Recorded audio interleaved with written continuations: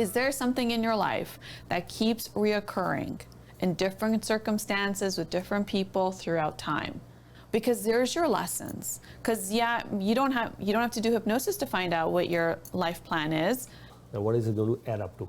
Because words, we could say, oh, it was worth my life because I enjoyed. Fine, you enjoyed. But what did it add up to? Mm-hmm. Okay, you made it worthwhile while you were on this planet. You know, when you ask God for something, how about you thank God for already having it? Why do we assume we don't have it? And when I say love, it doesn't necessarily mean to love or be loved. Both ways. Both ways it is healing. If we are loving someone, it's healing. If we are being loved, it's healing. That is the fastest way to heal. Fastest way to heal is... With each circumstance, your consciousness is expanding. How can your consciousness not expand unless you have the experience? Connect with something much higher than you, like you've connected with spirituality. Connect with something much higher than you, whether it's spirituality.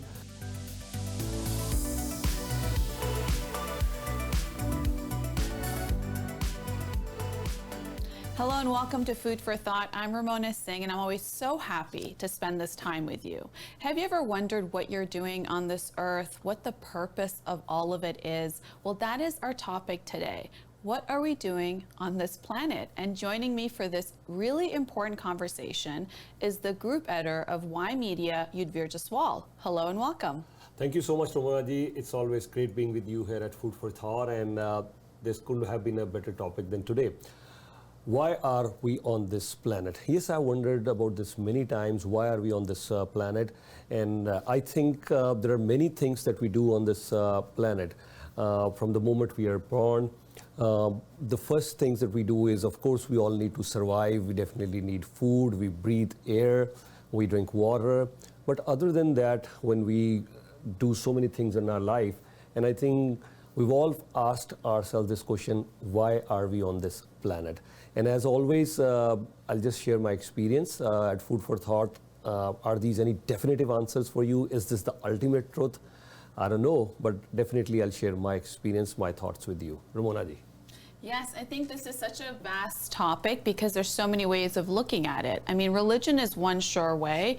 When, as you subscribe to a religion and you read the holy books, it has many different explanations of what we're doing here, what are our responsibilities, what is the purpose of, being human, and through that, what are we supposed to do here, and what are we not supposed to do in terms of keeping ourselves in a direction that would be the ultimate best for us. And then there's also other aspects of looking at it through spirituality as well. And that could correlate with religion because for me, spirituality has really stemmed from the greater reason of why we're here, but also believing in God and really also looking at a lot of religious text. But today I want to talk about it from a different perspective being that, this is something I've now dedicated my life in terms of figuring out. The first time I asked the question, what am I doing here? What is the purpose of my life? What is this all about? How am I supposed to spend my time here? It was around the age of 20 years old. So it was right after the teenage years. I was well into university, but I was very still confused about as you're making those decisions about what are you going to do in university, what are you going to graduate with, what degree, or if you're even going to go to university, and then also, coming up with this life plan, because it feels like as soon as you finish high school, you have to have this life plan of this is going to be my career for 20, 30 years. And the projection of my life should be that as soon as I have my career figured out and get really good grades and get a really good job is to then settle down and have a family. So this is something that, we see and we grow up in and we believe that this is part of life. So it becomes a lot of pressure at that time when you're in school and you're wondering, am I even studying the right stuff? Is this the right, path I'm on? Well, I'm trying to be a good student, a good daughter, a good member of society and all of that. So I started really asking myself, well, what am I doing here? What is all this really about? Am I really gonna study this and then just practice this for X amount of time? And show me. And I started praying. I started praying to God and I said, well, show me what I'm here for. Give me, let me understand what that is. And I wasn't really sure how I was going to receive that answer. You know, I wasn't sure if I was just going to hear a voice, or all of a sudden, you know, I'm going to get a letter, or someone's going to tell me, or I'm just going to have a knowing, or maybe it's going to be a dream. I wasn't sure. I didn't even think that far how I'm going to receive the answer. But for a very long time, and I remember it was one New Year's Eve, and I said, you know what, I'm not gonna go to a New Year's party. And that's a big deal when you're like 20 something. And I'm gonna sit home and meditate. And this is before I even really learned how to meditate, but my intention was, I'm very big about like starting like new chapters and New Year's and having resolutions and goals. I'm very big about that in terms of I've always been implementing that to a degree, kind of like a reflection point, right? Whether it's your birthday, whether it's like the new year, whether it's, you know, some full moon, new moon, wherever in the schedule of the cycle of the year is. But you know, there's always a good time to like reflect, like what have I been doing so far, and what am I going to do, and am I even making the right decisions? Like, is there a greater plan? Because surely, like, God knows stuff I don't know. So am I really going to use my mind, you know, my 20-year-old mind, to make these life decisions? So I really had this intention. I said, okay, you know, I'm gonna quiet it down. And I remember my family was going to a party, and I said, no, I'm going to stay home. I'm going to stay home. But I felt really good with that decision. I think the first thing is, you know, you got to feel good with, like, it's got to feel right with you. Right, within you. And you know how that feels. Like, you just take a few deep breaths, and you know, any decision you make, if it feels okay on the inside, then you know you're making the right decision. And I know I'm talking about like deciding to do that on New Year's Eve, but I've learned that through anything in life. If you make a decision and then you quiet down, you feel anxiety, or you feel uncomfortable with that decision, then it's probably not the right decision, because your body's a very good indicator of telling you, you know, what's going on, because your mind is programmed. The mind is the most powerful thing ever, but it's programmable, right? It's programmed through our subconscious, and so it's very important, until we have inserted our own programming of what we want. It's to really rely on the body as well. And so I really put that intention out, and it was a long period of time, and I think it was like over a year, where I was just like saying, you know, what's my purpose? Show me my purpose. Like, what am I here to do? It can't just be like, you know, you get up, you go to school, or you go to work, and you spend time with family, and then you watch your favorite TV shows, you have, you know, dinner, and then you go to sleep, and then get up and you repeat the same cycle over and over again. Like, what else is there? And of course you have like desires, right? Like, you have desires of like, hey, I want to travel, I want to do this, I want to do that. And that's all great, because you want to learn more about what you're doing here. And I think a big part of what you're doing here is to also explore, like, what is here? Like, how am I going to know what I'm doing here if I haven't explored what's here? Right? That's a big deal. And the more you explore, and the more you're able to, I guess, raise your senses and develop your taste buds, not just for different foods, for different flavors of thought processes, for different modalities, for different practices, whether it's a sport, whether it's what you're doing, you know, through exercise, or just like, you know, if your friend calls you up and says, hey, I'm going to go to a pottery class, do you want to come? And you've never thought about it. You know, lean into it, because the more you understand what this place has to offer, this beautiful planet Earth with 8 billion people, the more you figure out, what am I doing here? And then there's the collective of what are we doing here, which is the topic of the show.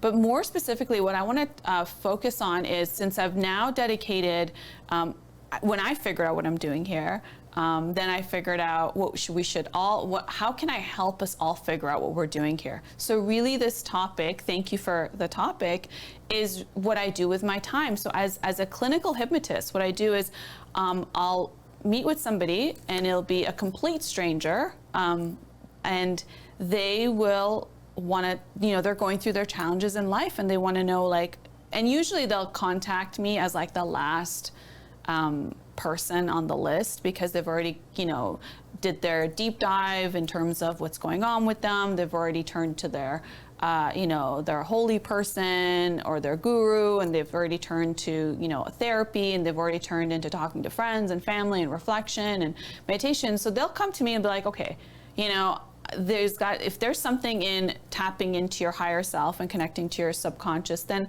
I wouldn't know what that is. And if I can get there through hypnotherapy, then I will do it. So it's like, great.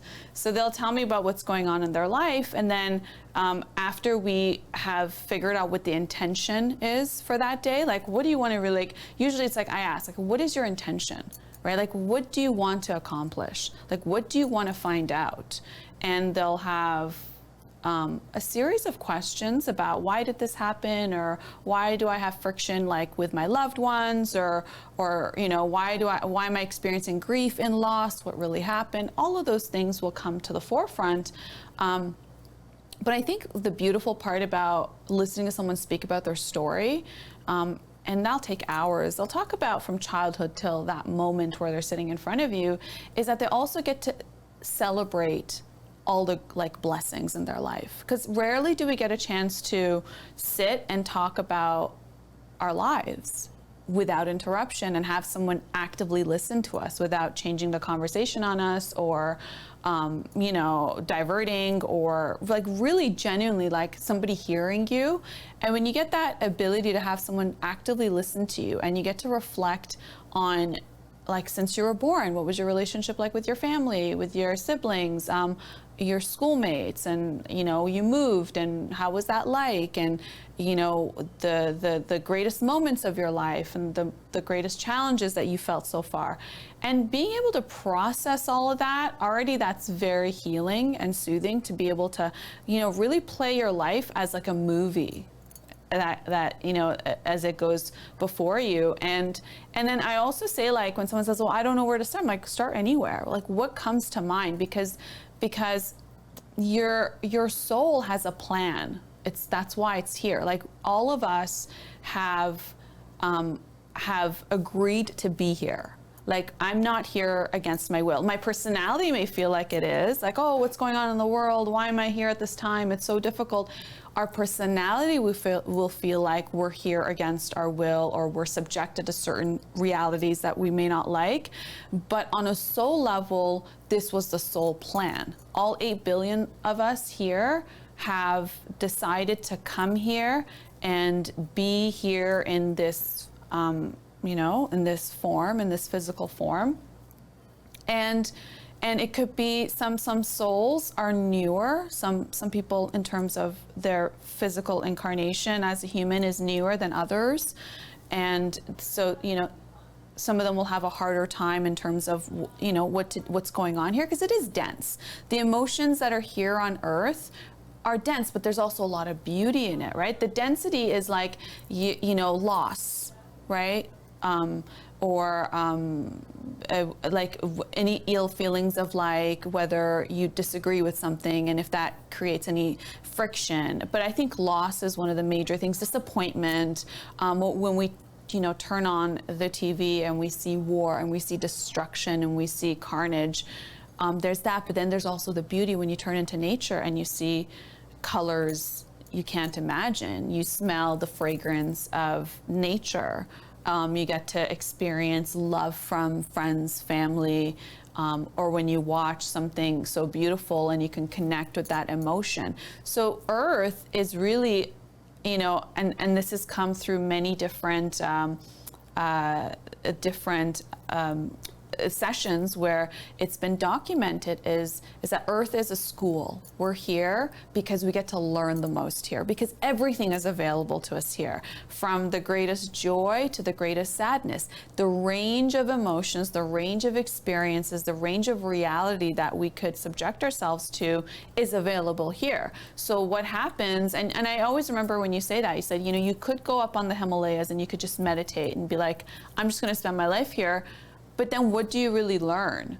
When you're in the middle of society with people, and day to day you have to deal with different people, different energies, different intentions, that's where you get to learn about yourself. Like, how do you know you can love It's because you can love someone and have the capacity to love. How do you know you have the ability to get upset? It's because something upset you, and then you know the capacity to overcome what's upset you, to be able to make peace. How do you know you can make peace? Because you did that process. You went through something that was a little bit uncomfortable, a little bit disruptive to your senses, but then you found the fine silver lining. You found the lesson, or you found, or you realize it's really a blessing in disguise. But that's how you learn peace. So all of this is, how do we get the practical experience in life, is by being on earth. It's by interacting with each other. It's even when we don't interact with each other, but something I read will give me some sort of an understanding, or it may, make me uncomfortable. But these are the things that help us grow. And this allows us to be able to graduate to the level of, if really the goal is enlightenment, if really, you have to ask yourself, like, what is your goal? But I can tell you on a soul level, it's enlightenment, right? Like, at some point you want to stop learning the denser things in life, the harder things, because you come and you learn and you become okay with it. That's how you actually learn it. You become less reactive to it and have more compassion towards it. These are signs that you're learning. I can go into many details of some of the things, some of the lessons that might come up, what are some of the key indicators, but really what this person does is they go through, everything, and then they'll say, okay, well, now we're ready. And what we'll do is like a meditation, just like how you do your breathing and you just relax into it. It doesn't take much. Within minutes, the person is able to go to theta brainwave. The theta brainwave, we're talking about alpha, gamma, beta. We're talking about theta, which is the deepest level of your mind. It's right before you fall asleep. Sleep is delta. So they go into the deepest level, which is theta. Therefore, the conscious mind, like right now I'm using my conscious mind, right? If I were to just rest this conscious mind, then I go into the deeper level of it. That's where all the answers are, without the personality of Ramona, you could say, right? Right now, Ramona's personality is talking and Ramona's experiences, but if I can just rest Ramona's personality, her thoughts, her ideas, her values, and, her experiences, if I can just rest that and go into the theta brainwave, and then I can just keep Ramona there and start asking her questions. The amount of clarity that comes through, it's phenomenal. It's things that Ramona on a conscious level could not access, because Ramona's programmed because of her upbringing, her experiences, her, consciously, subconsciously, everything I read, all of that is part of my programming. So if I can, put that aside, and that's when they have their answers, and that's where they have their experiences, and that's where you realize, like, we're one. We're all connected, we're one, and I can connect with myself, I can connect with everything, from my parents to people I don't know, to animals, to inanimate objects. You can absolutely connect to anything, because you realize we all come from the same place. When you get to that experience and you come out of it, you realize, oh, wow, I was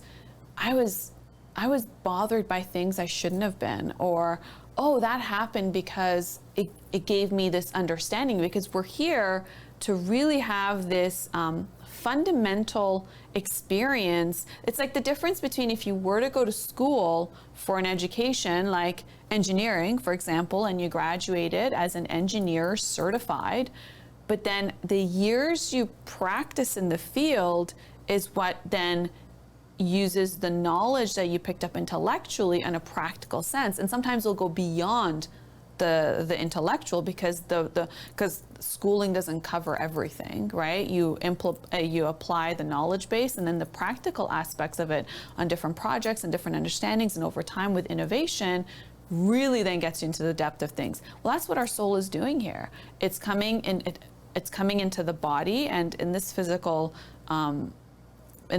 manifestation, I chose to be here. I chose my family. I chose my challenges. I chose my strengths. I chose my weaknesses, my blessings. I chose it all.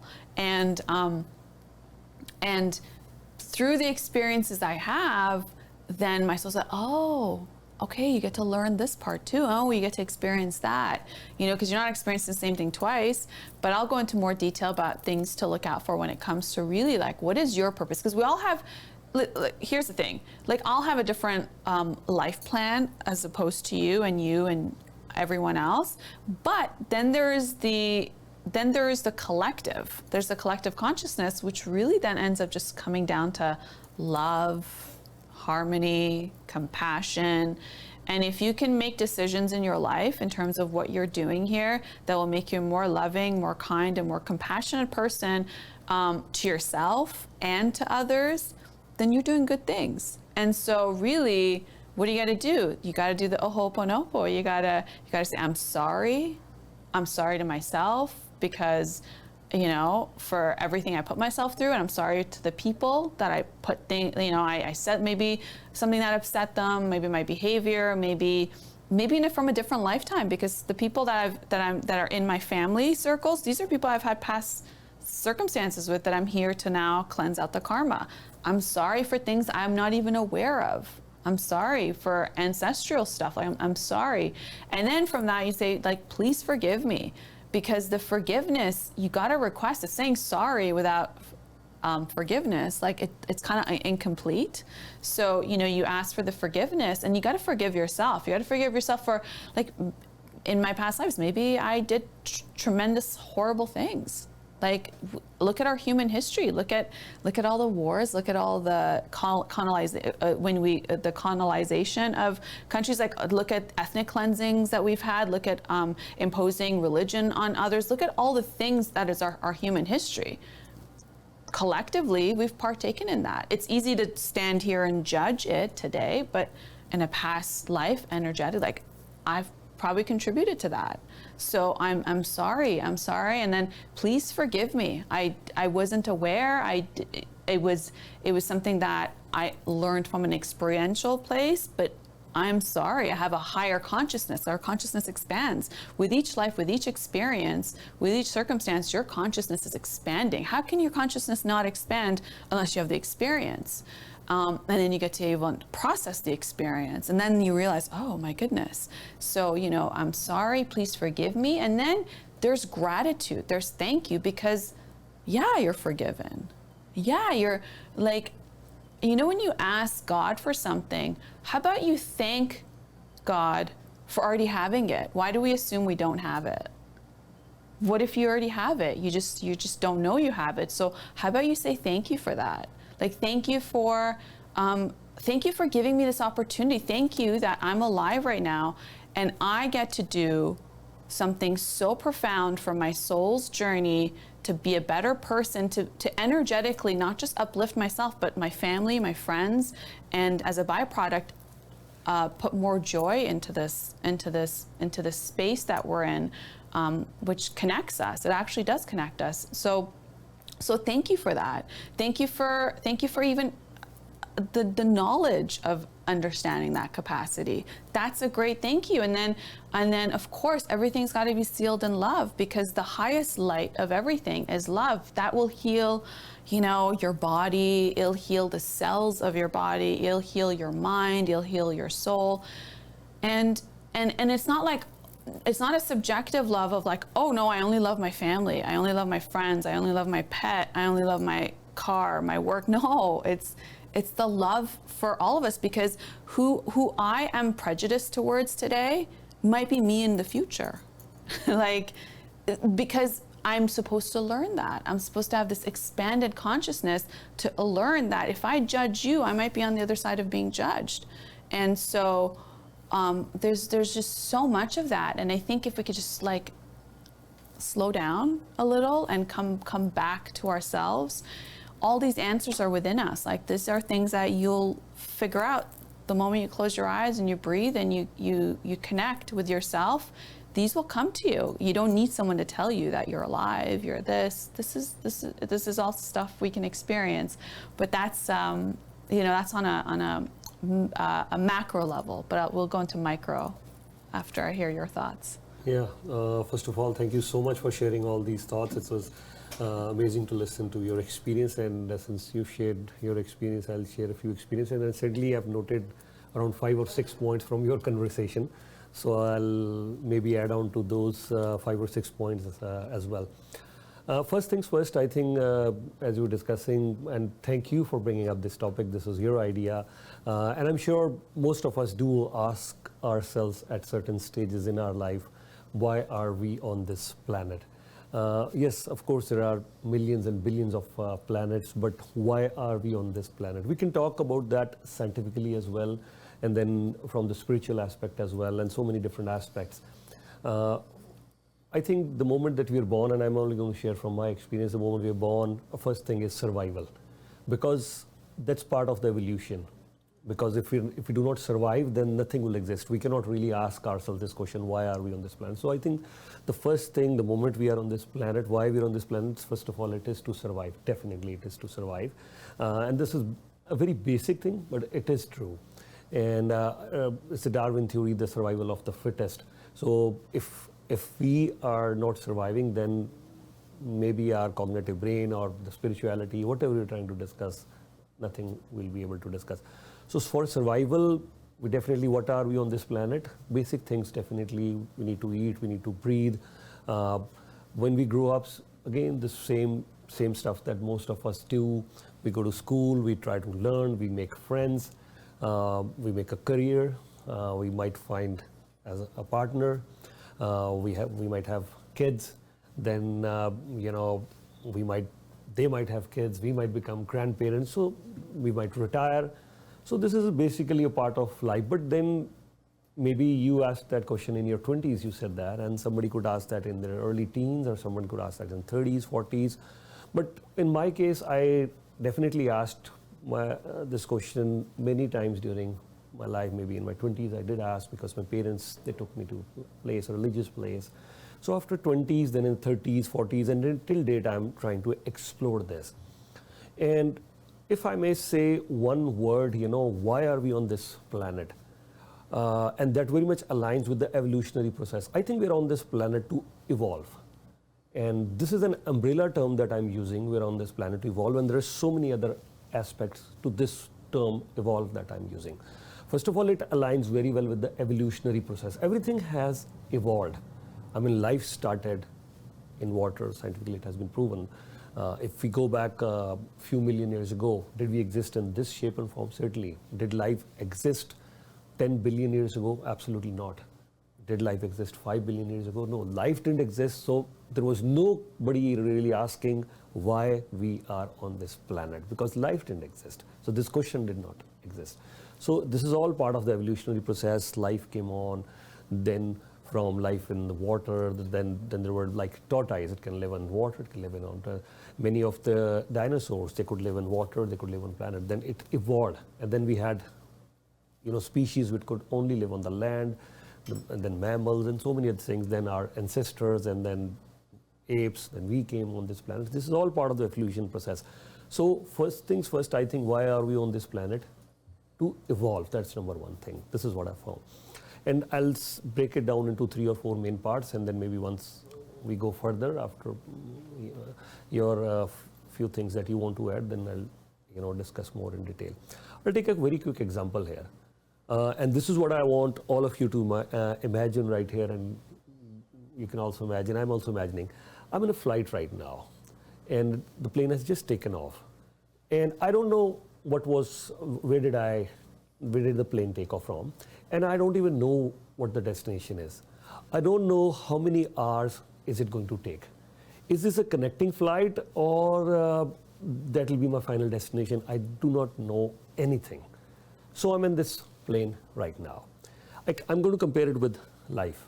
This is how I find life, and this is how it is answering my question, that what are we doing on this planet? Now I ask myself, what am I doing on this plane right now? Because first of all, I do not know whether there was a previous flight, yes or no. I do not have a definitive answer.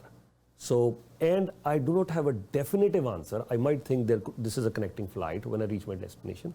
And then there could be another flight which is connecting me to my final destination, or there could be more connecting flights. I do not have a definitive answer. I might have an idea or a belief that this is what's going to happen, but then belief has got nothing to do with the ultimate thing that's going to happen. So I might figure out that, oh, I got my ticket. Yes, this is a connecting flight, and I've been on another flight before this flight started, and then I'll be on 2 other flights. Oh, I figured out. But as I'm speaking, this is for me. I'm not saying this is for everyone. And then I asked my fellow passenger, I asked him, he's completely, figured out. He says, you know what, this is where I started, and I will have multiple flights after this. There are 2 more of them after this life. So maybe he's figured out there's life after that. So that's fine. That's working very well for him. And I asked the next passenger, what is your purpose of this flight? So the person says, the purpose of my flight is to have wine. I've already had 3, and I want to enjoy, entertain. That's all. And after that, there is a connecting flight, and after that, I'll see where I reach. Okay, purpose is to entertain. Very similarly, in our lives also, if someone has a purpose to entertain, enjoy their life, which is good. If someone has the purpose to go on a spiritual path, it is good. If someone has a purpose to make money, it's fine. Everyone has their own purpose. You said it right. Everyone has their own life plan. Nothing right, nothing wrong. Do I have a definitive answers? You said it, you've read the spiritual books. Yeah, I also read spiritual books as well.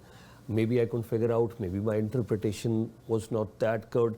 Maybe my level of understanding hasn't reached that level. But did I get a definitive answer from all of them? Are they all giving me a definitive answer? I'm just sharing my own experience. As of now, no. So I'm still that passenger who's trying to evolve, who's trying to explore that what is going to happen. And another aspect is when I say evolve and explore. So now what happens is, if I'm fixated that yes, I'm on a spiritual journey right now. Imagine suddenly what happens. One of my fellow passengers, she comes up and she says, I have a 5-year-old kid, and can you just take care of him? I'm going to go to the washroom. There could be 2 things. One, I'm saying, no, I'm in my spiritual journey, I'm meditation, sorry. Or the other thing could be, as you said, I could be kind, compassionate. Oh, sure, why not? Please, yes, I'll do that. So I cannot be fixated only on the spiritual thing. So serving others, that has become part of my reason that why I'm on this planet. Another thing could be, there is an old lady there and she's having some knee pain, some joint pains in her foot. I can definitely go and I see a seat beside her which is vacant. I go there and I say to that old lady, ma'am, can you take off your shoes? And I try giving her a foot massage and a little bit of a knee massage, and she says, oh son, you're great. I love that. So yeah, I could be spending that part in watching movie, entertaining myself, enjoying my life. I could be, learning something, reading a book. I could be working on my iPad. I could be meditating on my spiritual journey. But here I am again, serving someone. And in that journey itself, as I was earlier explaining, so when I relate that flight with my life, I think the umbrella term I've already used. I think we are, not all of us, again, I'm just sharing it. I think so for me, we are here to evolve. And in evolving, the number one thing is love and be loved. And you rightly said, healing, I'll talk about healing. You just said, I want to talk about love, but since you mentioned that word healing, what is healing? Healing is not we're trying to fix something which is broken. Healing is not, okay, there is no, if somebody can tell me this is a time frame of healing, there is no time frame for healing. Healing is a continuous process. Healing is just, and don't try to fix anything or something is broken, no, and healing is a lifelong journey. And how do we heal ourselves? It all depends what do we think. And one of the biggest things for healing is love. So, and when I say love, it doesn't necessarily mean to love or be loved. Both ways. Both ways it is healing. If we are loving someone, it's healing. If we are being loved, it's healing. That is the fastest way to heal. Fastest way to heal is when we are loving or we are being loved. So I also found that, a few days ago, I thought, Yudhvir, your life is amazing. There's no concept of healing. I thought that, and I learned that. That's why I'm saying evolve. I thought there's no concept of any healing. But then I thought that healing is not something we're trying to, okay, this is something fixed or someone has an issue, then they go for healing or therapy. No, I need healing. We all need healing. And healing means You're right. Healing means when we are exposed, we're all spiritual beings on this planet. We're all exposed to different worldly things. We'll all experience different worldly things. Because we're all spiritual, and when we experience all these worldly things, so sometimes we need healing. And what is that healing? Love. So I thought my number one reason to be on this planet, of course there are others, and when I say 1, 2, 3, doesn't necessarily mean that this is an order of priority. No. I figured out 5 or 6 reasons to why I'm on this planet. And one of the things which I'll say before I sum this up is, and that is precisely the reason, if I know you asked me, and many people asked me how many years do you want to live, I've said maybe 100. And even if I was given 5,000 years, I'll be okay, because I have my work cut out for 5,000 years.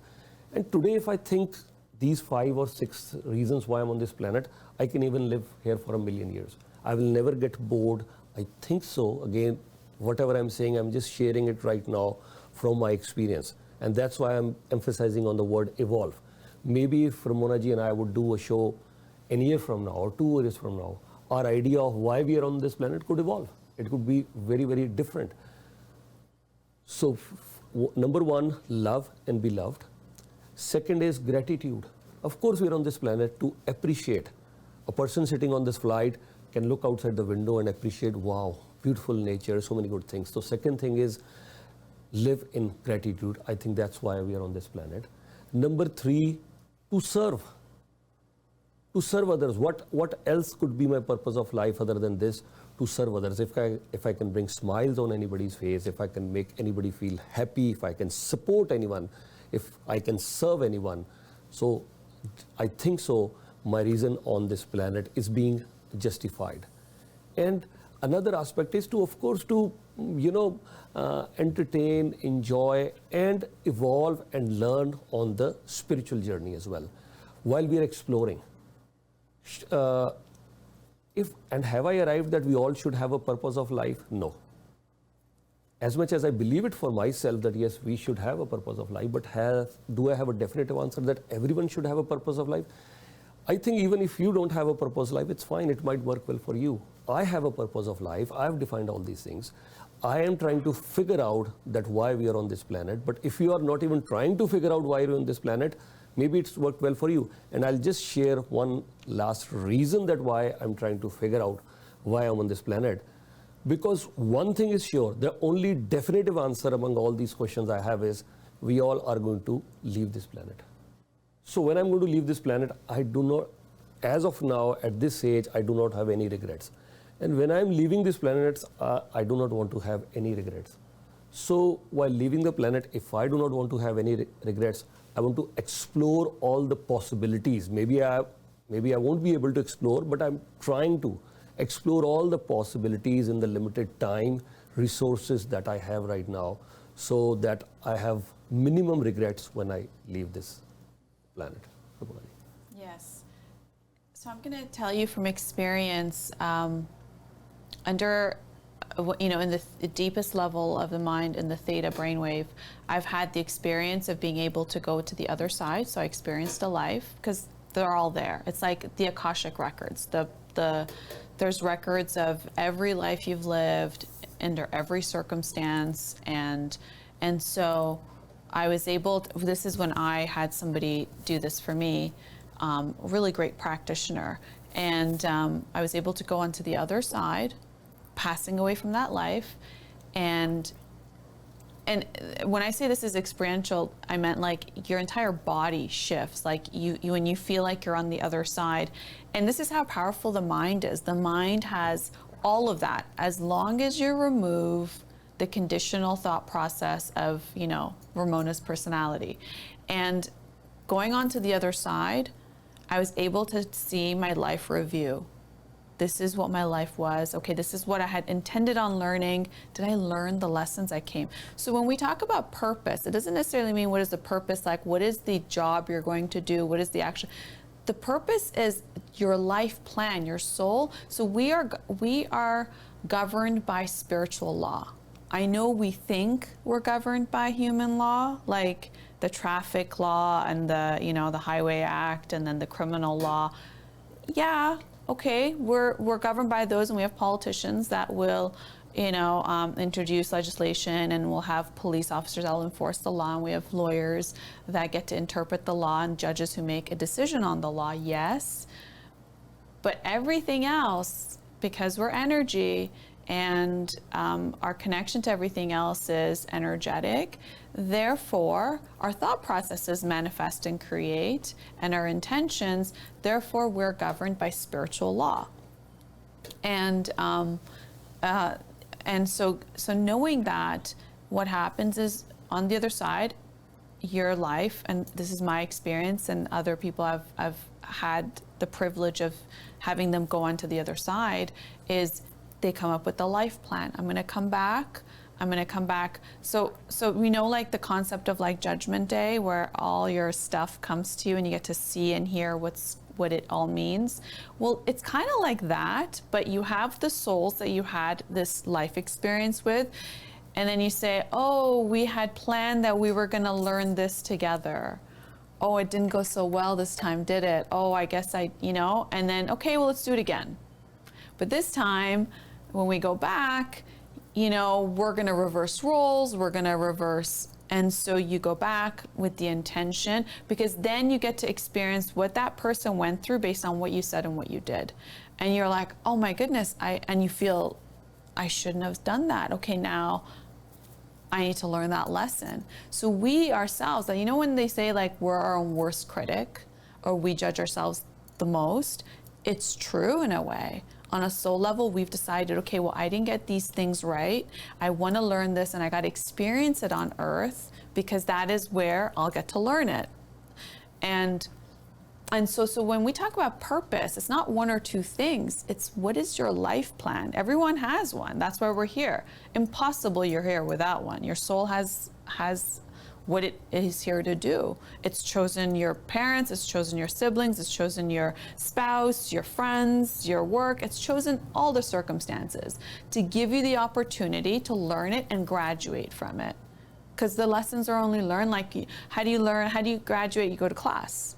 The teacher teaches the lessons, you then have an exam. You take the exam, did you learn the teachings? Same thing if you were to then use that as opposed to the teacher, everyone in your life is the teacher, right? And through that interaction with them, that's the lesson. And so how do you know there's certain lessons you need to learn? Okay, here's some good key indicators. Is there something in your life that keeps reoccurring in different circumstances with different people throughout time? Think about it. And then to the point where you now have an internal story of, oh, this always happens.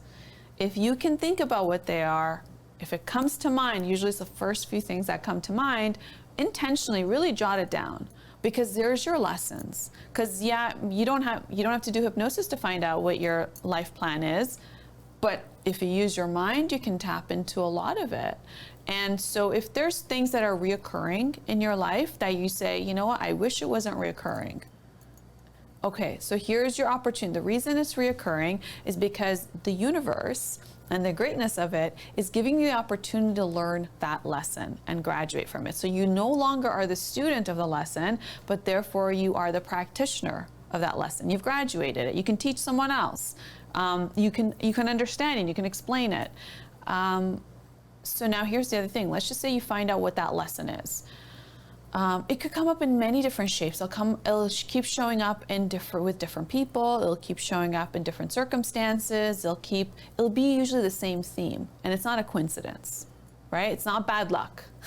It's not bad luck. It's not good luck. It's a reoccurring theme that you just haven't consciously, because we are here to learn, we're here to evolve, we're here to grow. You just haven't consciously tapped into it yet. So don't judge it and get upset with it. Say, oh, what am I? Oh, I get another opportunity to pass the lesson, because we don't get to skip grades here. Like, no matter, like in grade school, like if you didn't get a good grade and your parents would go in and plead with the teacher and maybe they'll give you a passing grade. No, you can't skip grades here. You have to graduate. And you can come back many times in the same grade. Why do you want to do that? Like, do you really want to be in like grade 4 for like 5 different lifetimes? No, you don't, right? You want to graduate. You want to level up, right? You want to learn. You want more responsibilities? Well, you got to learn more stuff, You want to be able to have more expansion, you got to learn more stuff. You got to graduate. And so now the key thing is, let's just say you find out what the lesson is, because it keeps reoccurring, and you sit down and, you know, pen to paper, and you're able to say, okay, it happened in this date, it happened this date, it happened with this person. Okay, it's reoccurring. Okay, this is my lesson. I got to learn whatever the lesson is. It's usually not negative. It's usually something positive. So the lesson isn't, oh, people are bad. That you haven't learned it. You're going the opposite direction, right? If you were at a D, you're going towards an F. Like you want to go towards an A, right? It's usually, I have to be more patient. Oh, I have to be more kind. Oh, I have to be more understanding. Oh, I'm supposed to listen more. I'm supposed to talk less. Like it's something that makes you a better person is usually the lesson, not people are bad or those people don't know what they're talking about. It's not judgmental in that sense. It usually has to do with you, right? One of the 13 universal laws, you know, like law of attraction, everyone knows about, but the other universal laws that we've done shows on is law of correspondence. If it's manifesting on the outside, it's because it's within. As within, you know, as without, so above, as below, it's all connected. So let's say you figure out what the lesson is. Then what happens is you get the opportunity now to show that you've learned the lesson. So it's alone intellectually knowing something without practically applying it does not mean you pass the lesson. Like you have to practically apply it. Like it has to be part of how you think and how you do things now. So let's just say my lesson is to become more patient, and I know that intellectually, but then I don't practice it. Guess what? It'll keep reoccurring. It'll keep reoccurring in many places, and each time it reoccurs, it may up the ante a bit, because what's the point of learning a lesson if it doesn't get harder? Because it forces you, right? And that helps you. Like, don't get upset about it. It's helping you. It's helping the most stubborn parts of us on the inside. It helps our ego. It helps all those things we think we are and we should be and what we demand and we command from this life and from ourselves and the people around us. It teaches us, like, because it gets a little bit harder, I have to step up a little bit more, right? What happens? Like, something gets a little bit more harder on you, you have to up your game to be able to survive it, to be able to overcome it, or to be able to learn it. So same thing happens with the lessons. And so, so intellectually is the first step, then application is the next. And then you know you've learned the lesson two ways I've found, through experience and through the experience of other people, is that it doesn't appear anymore, like that whatever incident was, it doesn't come up anymore. And then when it does and you don't react the same, oh, you've just passed. And that's great, because there's new lessons now. There's new challenges, but it's all blessings, right? It builds up on top of each other, right? Like, you never go from like crawling to running, right? Like it's easier each time because you're building the muscle, right? Like how you go to the gym, like, or how you do a sport, or how you do something, or how you learn a skill. You're building the muscle. And then the next level is not as hard. You can do it because you have the foundation in it. And so those are key things. And I have to say that, you know, how things are going today with all the uprising of all kinds of things, you know, that are more dense with human emotions, what's happening today is a couple of ways of how to deal with it, right? Is you need to have your own rituals in place, right? You need to have your own practices and the things that you do to feel good and to feel, because it gets overwhelming, right? We're all connected. So if we see, you know, a lot of hard things when we tune into the world, right? Mind you, like your day-to-day stuff looks fine. It's only when you tune into the news, it looks really heavy, or when you read the news, that looks really heavy. But so what we need to do is, and our loved ones were going through their own challenges, right? So it's not about, yeah, everyone has a soul plan and has the purpose of why they're alive. Like, that's what I mean, purposeful. Like, you're alive for a purpose. And as they're going through their challenges, you know, it's about being there for people, but we cannot step into someone's shoes and live out their their lessons for them. We can only support them in the process. We can maybe, listen. Maybe we could be more present for them. Maybe we can point out a few things. If they ask, prayer for them is a massive thing.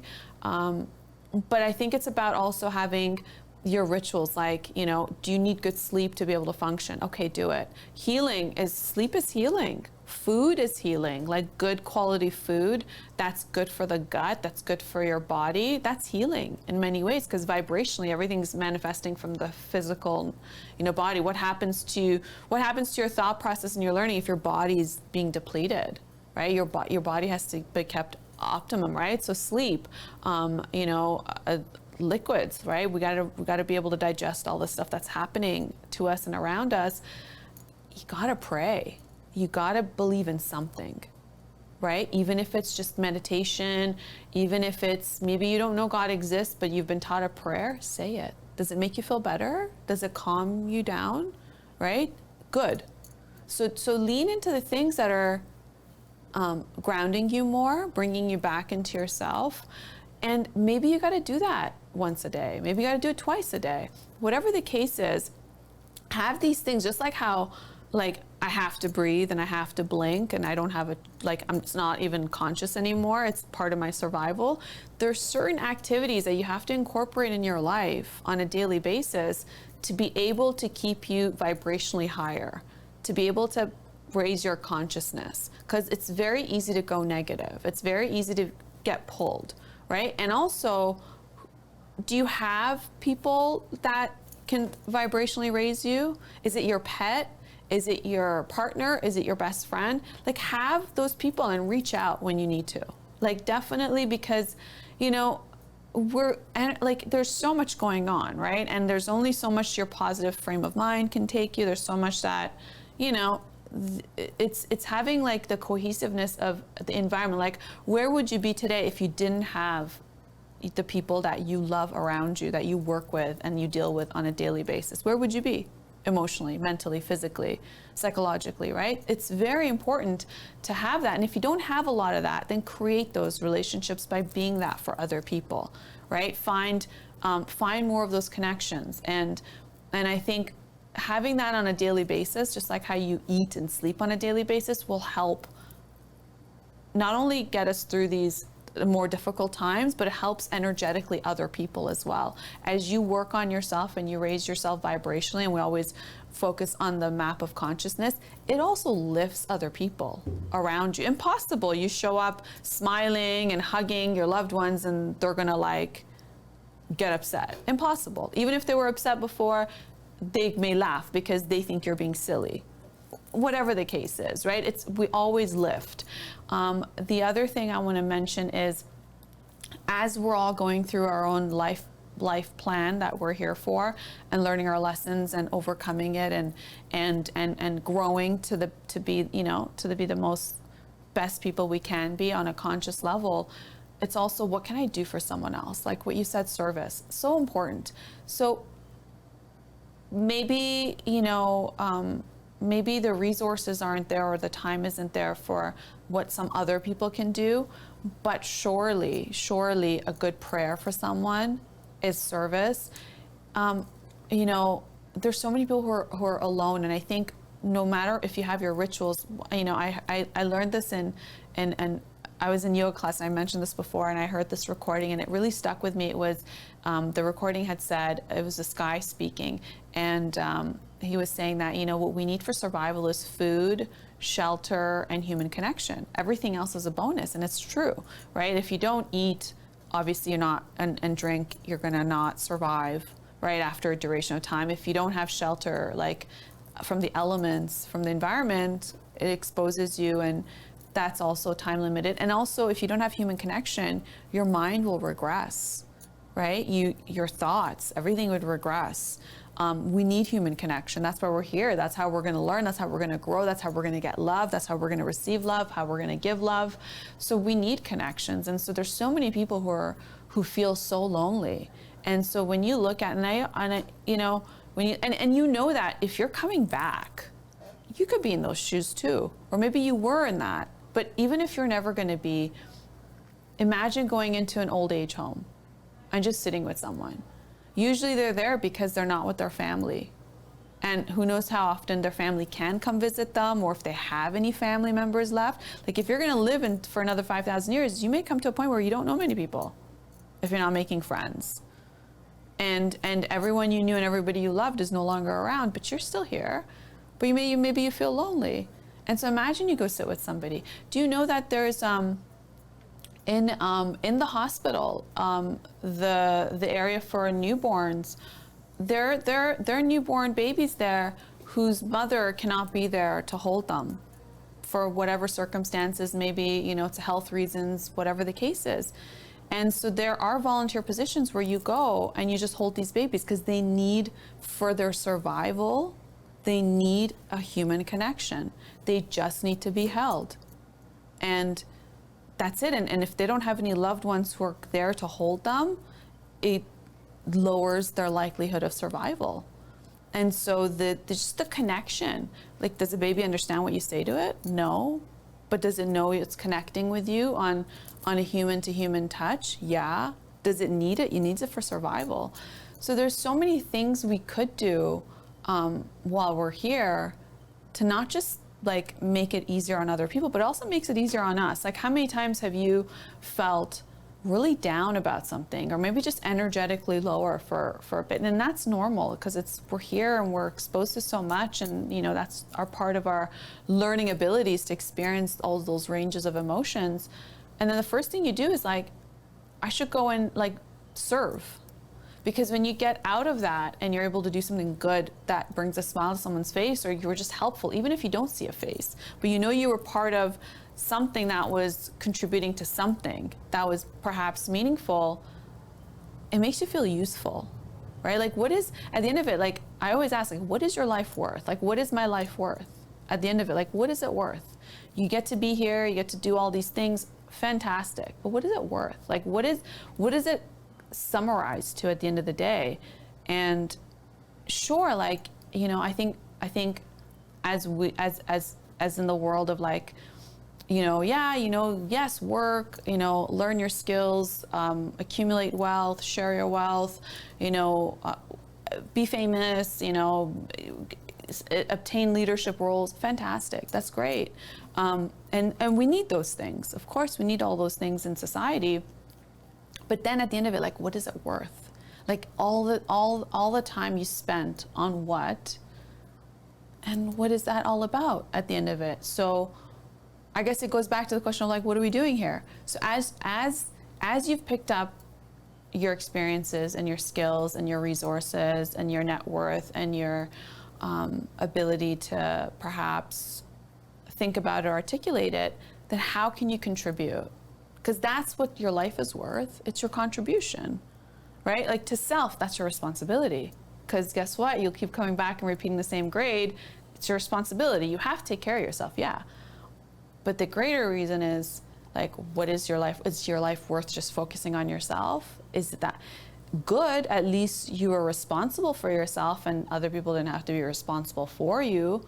But then what? There's always got to be like, then what? Plus what? Like, what else can you do? And there's so much we could do, right? So that's, yeah. I'll let you take it on, yeah. Yeah, very well said. You know, I was thoroughly enjoying every aspect that you shared, and I'm just going to touch upon a few points that you mentioned before we wrap up today's show. Because I think this is a very interesting question which we're trying to address. What are we doing on this planet? And you said it right. What was our life worth? Mm-hmm. You know, and I always ask myself that in the end, will it really add up to anything? And I throw this question around to many people, that what is it going to add up to? Because worth, we could say, oh, it was worth my life because I enjoyed. Fine, you enjoyed. But what did it add up to? Mm-hmm. Okay, you made it worthwhile while you were on this planet. Then you said a very good thing, you know, that yes, there are many people, and sometimes we say, I don't have the time, I don't have the resources. No. We all have time, we all have resources. I'll share a very small example with you. Without any resources and the most critical times and the most busiest times, I shared this experience. Someone from our office, they had minor health issues. It was very minor. They didn't eat anything, so maybe they felt low, and we thought this person is almost passed out, and we called 911. The ambulance was here. We took them to the hospital here. So we didn't even knew, so we tried to figure out, and we went to that hospital. By the time we reached there, they said nothing. The person just passed out here, and maybe they should have taken some fluids, more hydration. That's so nothing now. So while I was dealing with all this at that hospital, there was a lady, she was lying down there, and she, sometimes someone is looking at you. So she was lying down there, and I could feel she's looking at me, but I wanted to say hi, but I was reluctant. Anyways, we kept on going back and forth. Finally, I gained the courage I felt that there is some connection, and she wants to say. I went over there and I said, hi. She said, hi, how are you? And we started talking. So she was lying on this, bed, and then we started talking. There was no one to take her. So, maybe my small thought of process, whatever I can say, I thought maybe and very reluctantly, after some time, I thought that I was very reluctant. I said, should I offer her some money or something? And I did ask her, and she says, no. And eventually I realized it's not, all that she wanted from me was that I could sit with her and spend some time. No money needed, no resources needed. I'm in the most critical period, and I still remember my colleague saying, sir, everything is okay, we got to leave. And I think it was late night. So, sir, everything is over, we need to leave. So I said, just give me 1 minute. So I was busy. So when we say I don't have time, I don't have resources, I don't have money, she didn't need money. That part I took care. She didn't need money. She didn't need resources or anything. I asked her, do you need something to eat? I can get you something from the canteen. Here's the canteen. I can get you. She said, no, nothing. All she wanted to talk, I'm here. So I realized that she's by herself. None of her family members are around. All she wanted to talk something. She had some issue with the kidney, and the moment I said, I have no idea. I'm not a doctor, I'm not a physician. But the moment I said, can you please explain me what is that issue? She went on for good 15, 20 minutes just trying to explain that what is this issue. And many emotions rang through my mind. Gratitude, first of all. Look how blessed we are. We take everything for granted. My kidney, I don't even know what's going on, but by grace of God, everything is working fine. And the only regret that I have after that meeting is, and I'm not going to pin this blame on someone, but they said, sir, we need to go, sir, late ho rahe hain, let's go. So I said, and very reluctantly I said, I wish I could have stayed for another 15 minutes or 20 minutes or whatever, but anyways, I did spend good time, but I could have spent more time, or maybe I thought, should I exchange phone numbers or tell her I'll send somebody from the office or someone. There were so many things, but I couldn't do anything, and that's about it. But for many days, I just, and she was lying on the bed and said, she was okay. She was fine. But I thought if I could have sat there for a few more minutes or 10, 15 or half an hour or something like that, even if she said no, I should have run down to the canteen and brought her a cup. How much was a coffee cost? $1 or $2? I should have done something. There are a million things which kept on. I don't have any contact. I don't know, because I just met. I don't even think so. I asked her name. I don't even think so. She asked my name, so we don't know. But the whole point is, we complain about these things. So what I have tried to figure out why I'm on this planet. Number one thing when I say is evolve, and evolve, there are many things. I love the thing that you showed us to all of us. That's the conscious map. Number one thing is, if we have to do all this, we have to be vibrating in a higher zone most of the time, where we are in peace, where we are in joy, where we are in bliss. So we have to vibrate that, and our vibrations should be in that zone. Most of the time we are in that zone: joy, bliss, peace. In that zone, we are inspired, we are cheerful. If we are in that lower zone, we are low, then how are we going to love others, right? Love encompasses so many other things. Love simply means sitting someone, listening to someone. This is love. Love simply means respecting someone. Sir, how are you? Shaking hands, hugging someone, touching someone's feet. That means love. So we have to be in high vibrations. That definitely, I think, is the reason we are here, because there are millions of species. Can they really be in high vibrations? Maybe they don't, their cognitive brain is even developed to that extent that they can think about this. The other thing is, as I've already said, that love and be loved, and love encompasses so many things. Third, I'll wrap up on this thing, serve. Look out for any opportunity to serve. Look out for any opportunity. There are million things going on in this planet. That's why I always say there is no way that even after 5,000 years, if someone tells me, sir, it's time to leave this planet, is my work. Sir, 5,000 years ago, I thought that I am going to, finish hunger on this planet. Sir, it has not finished. I'm still working on that one. Connect with something much higher than you, like you've connected with spirituality. Connect with something much higher than you, whether it's spirituality, whether it's, eliminating hunger, whether, okay, I'll work for this thing. Anything which is much bigger than you, we will always feel energized, we'll always feel good. And sometimes bring in the logic. I always bring in, does God exist? Is there any soul? Is there any pre-life? Is there any afterlife? Keep bringing logic. Ramona ji said a very good thing, even if you don't believe in God. Maybe you don't believe. If you believe in God, good. If you don't, that is all fine.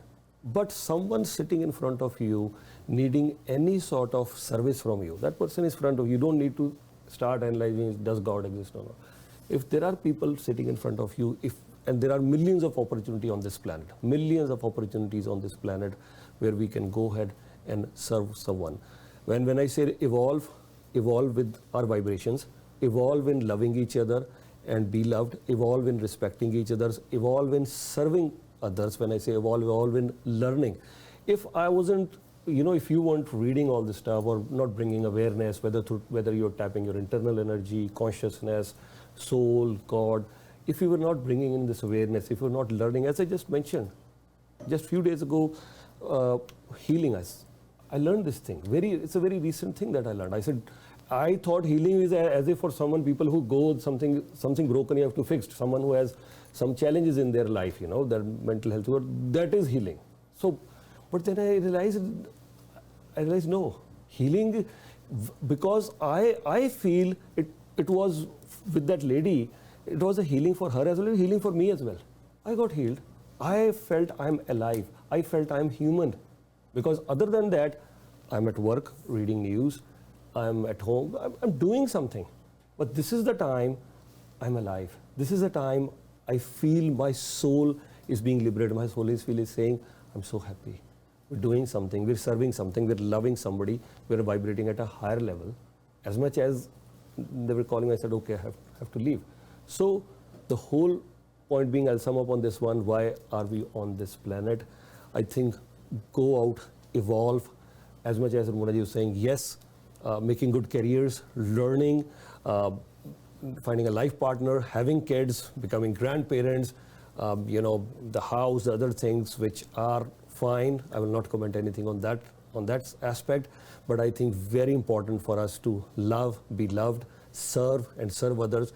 And while we are doing this, if we are in great vibrations, if we are in gratitude, these are certain things. If we learn and bring our awareness, tap that energy, connect with something really great, something really big, we'll always be very energized and we'll always feel there is some purpose in our life.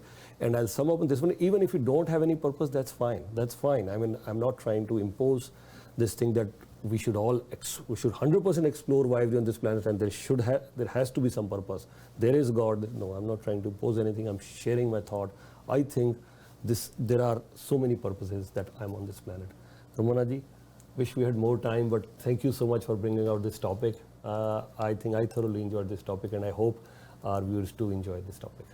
Yeah, absolutely. I think that, if you're listening to this and you're alive, your purpose, you're here. And that is also the purpose, that the fact that you're alive and you're energetically contributing to the collective consciousness. That's purpose too. It's not one or two things. It's you're here and you're living it out. And while we're doing our own life purpose of why we're here and going through our own lessons and overcoming and growing and evolving, it's nice to be able to help others in the process. Just a little nudge here. It could be a prayer, just like sitting with someone. And you just reminded me of, a really good friend of mine. She went in, she was having some pains, and then she went into see her doctor and then realize that she needs to go into surgery immediately. And so she was in that process, and she said, you know, when she was laying on her hospital bed, she goes, I was on so much medication, but she goes, but there was a person that would come around and would sit with you and pray with you. And she goes, and I, you know, she goes, I'm not religious, but she goes, but when they would come and they would just sit next to my bed and just would say prayers with me, she goes, I think that's what gave me the strength to overcome the physical ailments and the challenges. So I think it also comes down to, can we help someone, just nudge them in the direction? And you're right, in that map of consciousness with the lower density emotions of like fear, you know, desire, what was it, shame, and all of those harder ones, we can't avoid that. It's part of life. We're going to experience that. From that, the opportunity is to, I mean, what happens when you experience fear, shame, all those things? Does it not make you more compassionate for someone who's also experiencing it? Right? If it would be a lot harder to have compassion if you're sitting at joy all the time, because you're like, what is this? How are you not here with me? What are you afraid of? What is this? Right? Like, it gives you that ability and gives you range, but as long as we know that we gotta overcome it, and overcoming it, and sometimes it's accepting it, and sometimes it's being kind to yourself, and sometimes it's saying it's okay, it's here right now. Or maybe it needs to be here right now because I need to learn something right now, and that's okay, and that's all okay. But it's so, you know, I think the message for today is let's not be so rigid. Let's not, you know, fist to the counter, it has to be this way or it must be that way. No, I think, like, let's slow down a little. And if we feel emotions, allow it. And the best thing I learned was what's coming is going. And I will explain that. What that means is the emotions are coming.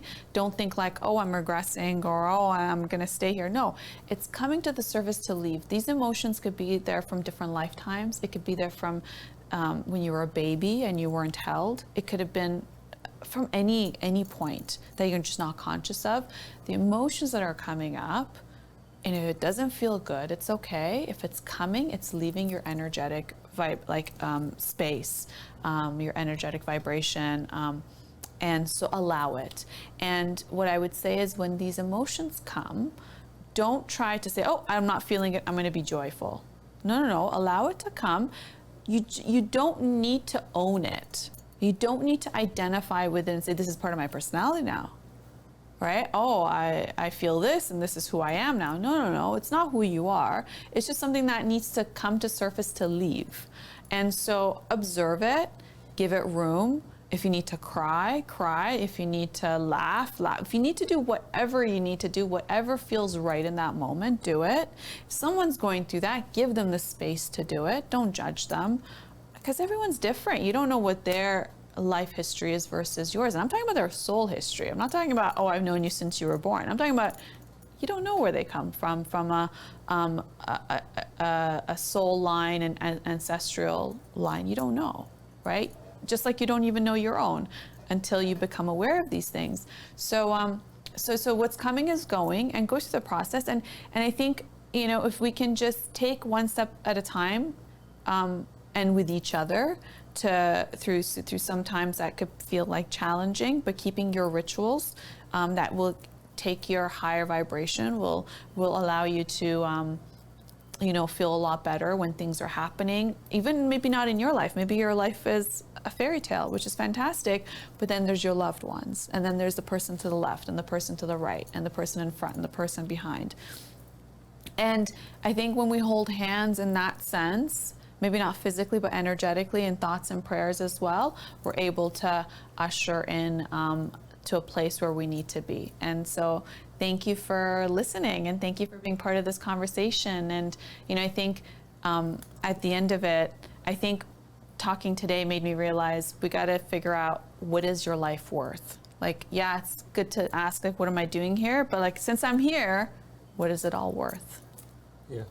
And before we start with our Ho'oponopono prayer, just wanted to make one point. You made a very good point as we're discussing this question, why we are on this planet. one thing I definitely know, we're not on this planet to be perfect. 100%, no, we're not on this planet. And as you were mentioning, I don't think so there is anyone on this planet who can come and tell me that I haven't experienced fear, anger, guilt, shame, or anything. We all have our own phases in our lives. The only thing is, yes, how we can try. That's why I think if I had to pick up just one word, as much I said, to serve, to learn, so many things I said, to love and be loved. These are many of the things that we do, but if I had to pick just one word and answer in one word, why are on this planet? Evolve. So yes, keep on evolving that chart. I love that map of consciousness. You've really shared it with us and many others. So keep on thinking that how I can be in that zone. And yes, to begin with, we can start practicing gratitude. We can start programming our mind, and there's so many other things. And I must tell you, there is no one on this planet who can come and tell me I've been always on the lower side. No, as much as nobody can tell me I've never been fearful or I didn't have an anger, there is zero anger in me, no. Very similarly, yes, there are reasons to feel joy, bliss, peace, happiness. We all have our reasons, just that we need to find that. Monaji, Ho'oponopo prayer. Yes, the Ho'oponopo, it's 4 sentences, and it's profound. It's very simple. It's I'm sorry, please forgive me, thank you, and I love you. Why I love this prayer is that, it sums up everything, and in any time in our lives we can use this prayer. I'm sorry if I've offended anyone, and when I say I'm sorry, unknowingly as well, or knowingly, I try not to knowingly hurt anyone, but unknowingly if I've hurt anyone, I'm sorry. Please forgive me. Yes, I seek forgiveness, not only for yourself, but for everyone around me and for me as well. I seek forgiveness. Please forgive me. And then thank you. Yes, there are millions and millions of people on this planet who are not as fortunate as we are. We all must think. So thank you so much to this universe. Thank you so much to this God for giving me so much. And I love you. Thank you. Ramana ji, always a pleasure. Thank you. Until next time, take care and be well.